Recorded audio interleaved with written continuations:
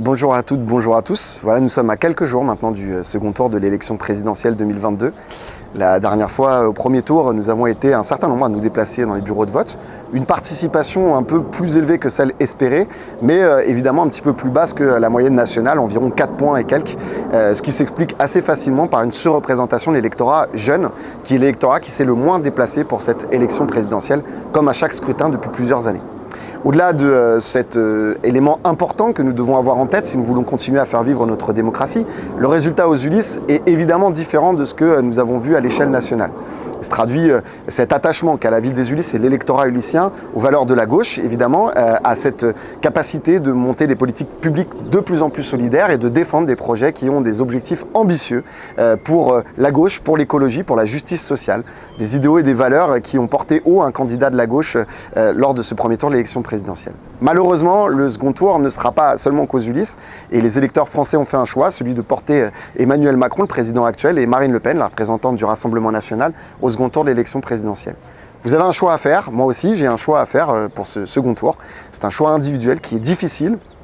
Évidemment, j'entends que beaucoup d'entre nous sont très inquiets d'avoir à ce choix à faire une nouvelle fois. Vous connaissez mes valeurs, vous connaissez mon histoire politique. À titre personnel, je regrette toujours d'avoir un choix à faire entre l'ultralibéralisme d'un côté et l'ultralibéralisme fasciste de l'autre côté. Évidemment, ce serait trop réducteur de dire que la différence se situe à cet endroit-là. Pourtant, je suis quand même obligé aujourd'hui de nous amener à réfléchir au choix que nous avons à faire entre deux personnes et deux visions de la société. D'abord, vous dire que si elle se cache derrière des photos Instagram avec des chats, la candidate du Rassemblement national est bien l'incarnation de l'extrême droite française. La stratégie qui consiste pour certains électeurs de la porter au pouvoir pour tenter une espèce de révolution démocratique en imaginant que l'extrême droite, lorsqu'elle obtient le pouvoir par les unes, pourra le rendre parce qu'elle sera forcée par la rue ou par je ne sais quelle main invisible qui viendrait nous sauver du fascisme.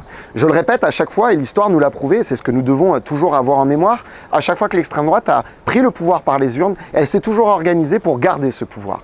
Aujourd'hui, la Ve République est faite de telle façon que le pouvoir du président de la République est monumental et nous ne pouvons pas prendre un seul risque de voir une représentante des idéaux fascistes et issue de l'extrême droite française qui avait porté une idéologie raciste au pouvoir sous le régime de Vichy, reprendre un moment ou un autre le destiné de notre pays. Je rappelle, moi, dans ma fonction de maire, j'y suis confronté tous les jours. C'est aussi prendre le risque de voir des hauts fonctionnaires, des préfets, des gens qui sont là pour accompagner les politiques publiques municipales, être nommés par l'extrême droite.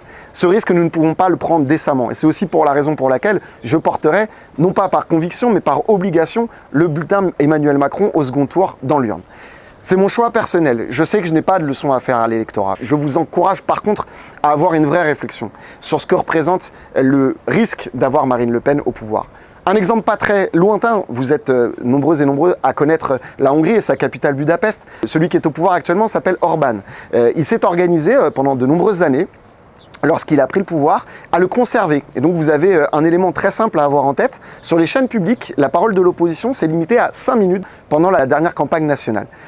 C'est la réalité de ce qu'est l'extrême droite, c'est s'organiser. L'extrême droite au pouvoir en Hongrie aujourd'hui est attaquée par la Commission européenne pour non-respect non seulement du processus démocratique, mais également pour discrimination réelle vis-à-vis d'un certain nombre de minorités sur le terrain.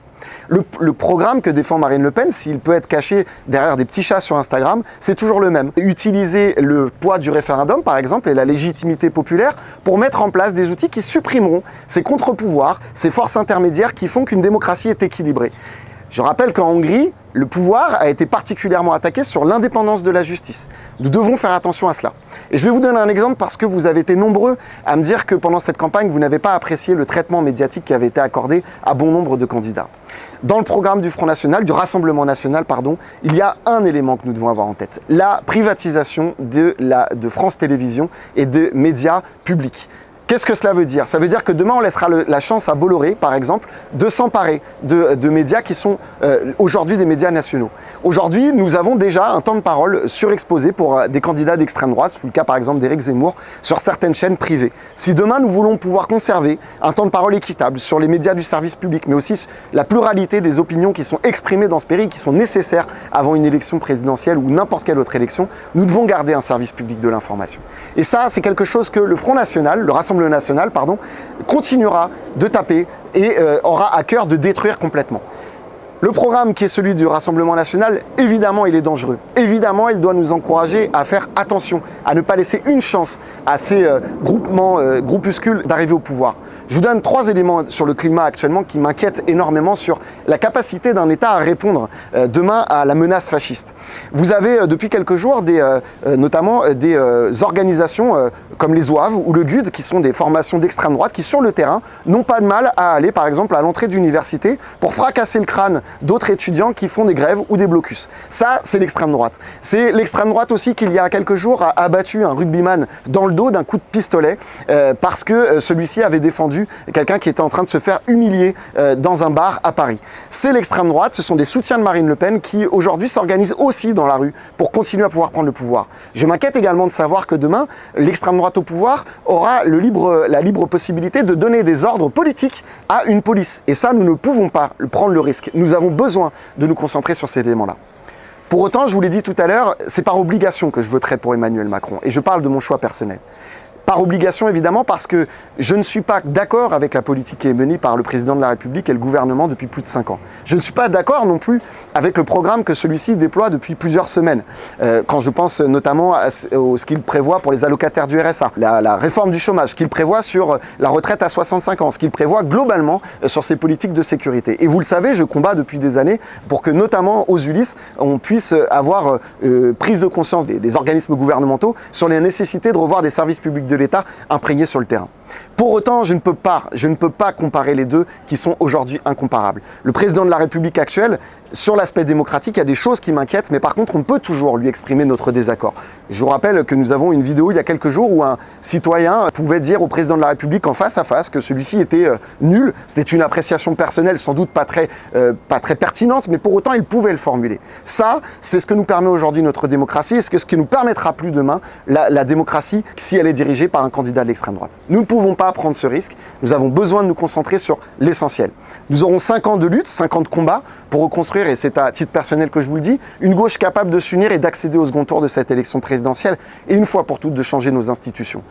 C'est le combat que je mènerai, évidemment, en tant que militant politique. C'est le combat que nous mènerons avec celles et ceux qui, comme moi, sont convaincus que nous ne pouvons plus laisser ce pays dirigé par des gens qui n'ont pas conscience que l'urgence climatique est là, que l'urgence sociale est là, et que nous avons besoin de services publics et d'investissements publics. Que le bien commun doit prédominer sur l'intérêt individuel.